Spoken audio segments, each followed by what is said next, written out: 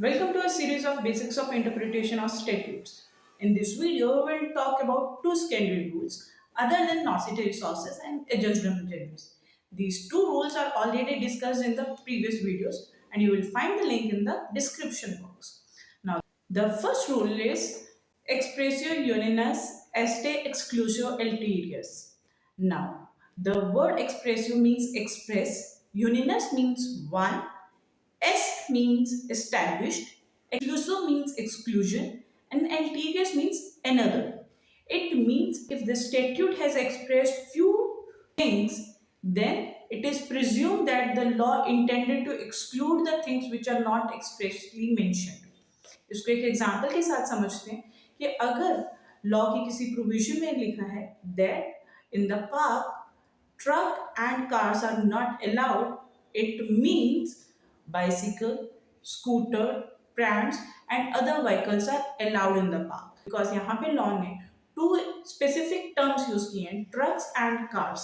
It means इन दो vehicles के अलावा अदर जो vehicles हैं वो पार्क के अंदर allowed हैं.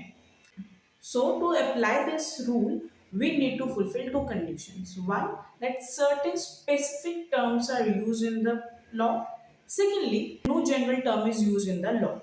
It means if the word other is used after car and trucks, then cannot apply this maxim for the interpretation of the law. But there are certain conditions where the court refused to apply this rule. One such case is जहाँ पे 2015 में एक case arise हुआ with regard to section 202 subsection 3 of CRPC which is now 225 subsection 3 of भारतीय नागरिक सुरक्षा संहिता. उसमें provision कहती है कि अगर इश्यू ऑफ प्रोसेस करने से पहले मैजिस्ट्रेट को लगता है that there are not sufficient grounds to proceed against the accused, in that case magistrate या तो खुद इंक्वायरी कंडक्ट करवा सकते हैं या वो इन्वेस्टिगेट कंडक्ट करने के लिए या तो पुलिस ऑफिसर को कह सकते हैं या किसी प्राइवेट पर्सन को कह सकते हैं. अब यहाँ पे सबसेक्शन 3 कहते हैं कि अगर investigation is conducted by the private person, in that case private person can exercise all the powers with which a police officer has to investigate the case except the power to arrest a person without warrant. Says that though the power is saying that the private person cannot arrest a person without warrant, but हम ये Latin maxim apply करके ये infer नहीं कर सकते कि police officer can arrest a person in this case without warrant. Court ने कहा कि जो लेटिन मैक्सिम है it is a valuable servant but a dangerous master, तो हमें इसे कॉशियस अप्रोच के साथ ही यूज़ करना चाहिए. और कोर्ट ने इस केस में कहा कि जो लॉ की प्रोविजन है अगर हम उसका पर्पस देखें तो वहाँ पे मैजिस्ट्रेट खुद ही श्योर नहीं है कि क्या उसे इश्यू ऑफ प्रोसेस करना चाहिए या नहीं. ऐसे केस में how can a police officer can arrest a person without warrant. तो यहाँ पे सिर्फ प्राइवेट पर्सन ही नहीं, पुलिस ऑफिसर भी एक्यूज को विदाउट वारंट अरेस्ट नहीं कर सकता. सो कोर्ट ने इस केस में इस लेटिन मैक्सिम्स को अप्लाई करने से मना कर दिया. Now the second Latin maxim is Contemporanea, expositio, est optima et fortissima in lege. यहाँ पे term Contemporanea means happening at the same time. Expositio means explanation of an idea. Est means established. Optima means best possible result.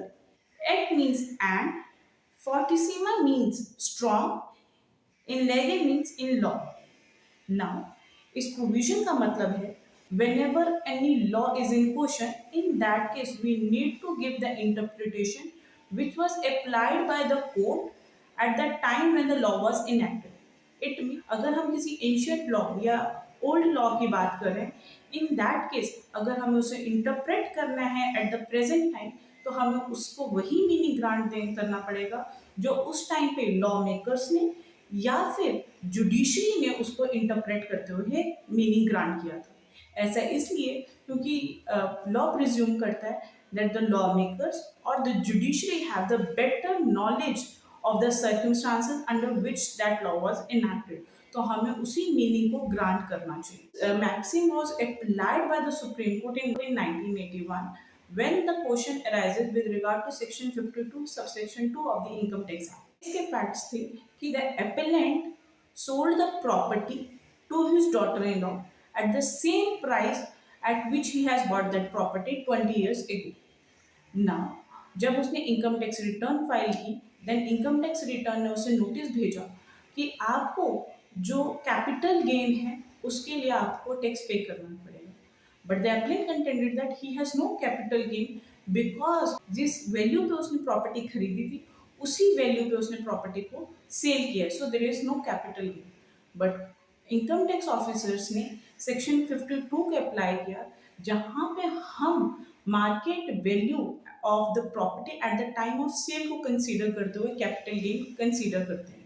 तो income tax officer ने कहा कि चाहे आपने property same price पे sale किया but at the time of sale the cost of that property is nearly 48,000 more, so you have 48,000 as a capital gain, you need to pay the tax on that 48,000. Matter reached to the supreme court.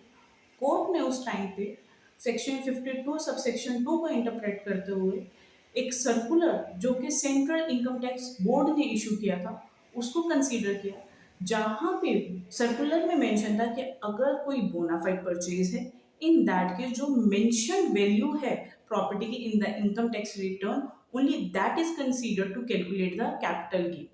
उस case में market price of the property at the time of sale हम consider नहीं करेंगे। Court ने इस case में यहाँ पे सर्कुलर को कंटेम्पोरेनिया एक्सपोजिटो कंसीडर करते हुए सेक्शन 52 को इंटरप्रेट किया। यहाँ पे कोर्ट ने कहा even if the provision of the law is clear and plain, even then we can apply this latent maxim of contemporanea expositio to interpret that provision. Latent maxim has two restrictions. One, it is applicable only for the interpretation of the old laws. We cannot apply this latent maxim for the interpretation of new laws. Second restriction with regard to the implementation of this latent maxim is that we always consider that law is dynamic and we need to interpret the law keeping in view the present time conditions and circumstances, social, economic and political factors.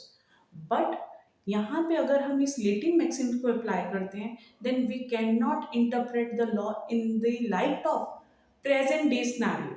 तो यहाँ पे हम law की जो basic principle है उसके against ये जो लेटिंग मैक्सिम है ये प्रिवेल करती है। That is the major reason that this letting maxim is used very less by the courts for the interpretation of law. I hope this video helps you to understand these secondary rules. And if you have any doubt or confusion, please put it in the comment box. And also help your friends by sharing this video.